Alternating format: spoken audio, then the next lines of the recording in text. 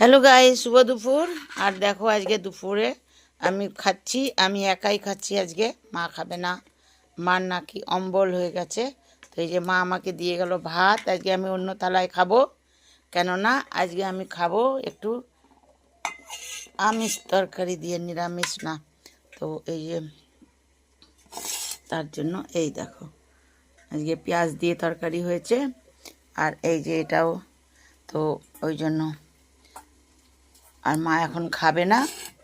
দেখো আজকে আমার এই যে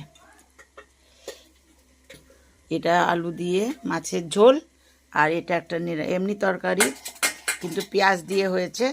আর এদিকে ভাত আর লেবু। ওই যে ডাল দাও, ডাল দাও, ডাল আনছে মা। আমি দিয়েছিলাম আজকে ভাতের মধ্যে আলু আর গাঁটি কচু।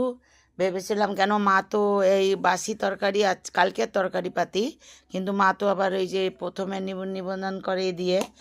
কোথায় দিচ্ছ? এটার সঙ্গে ঠেকাই দিবা নাকি তুমি? রাখো রাখো, পরে দিবা, একটু পরে ঠান্ডা। আচ্ছা, তো হলো বাবা, আমাদের বাড়ি পাগল হয়ে যাবে, পাগল। এখানে ভাতের ছোঁয়া, তো এখানে ভাতের ছোঁয়া। তো এখন মাখবো না।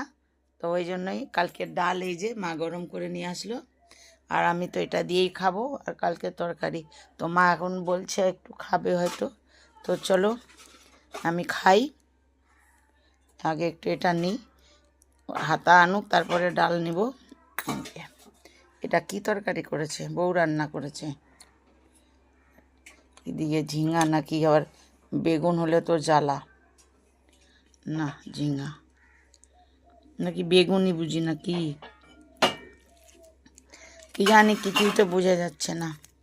বেগুন না খাচ্ছি তাও তো এত মুখে ভরে গেছে।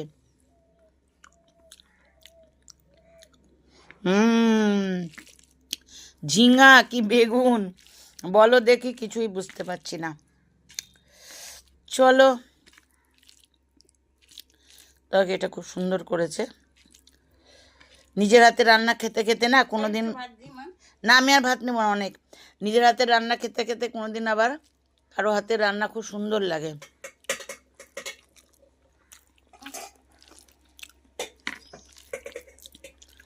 ডালের সঙ্গে লেবু খাবো।